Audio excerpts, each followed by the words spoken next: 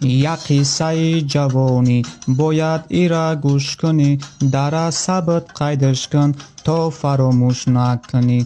اکه بپوش چشمتا گوش کن شعری باباتا، بعد که گوشش کردی رایش کن دیگرو ده. یک شو عروسم زنگ زد، یک ده 3 ساعت گپ زد، امی قخایش میگم او با برق از گپ میزد. دخترو بس کنیم مونن شو خو کنیم، وقت سحر میخیزیم در بالای تلفن خوابیم.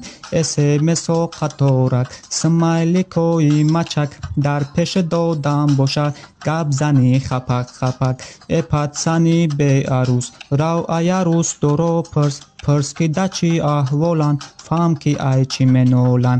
گپشون اگر بود شوه میدونن چی میشوه، دیگه گپ که نیافتن بعد از بار سر میشوه.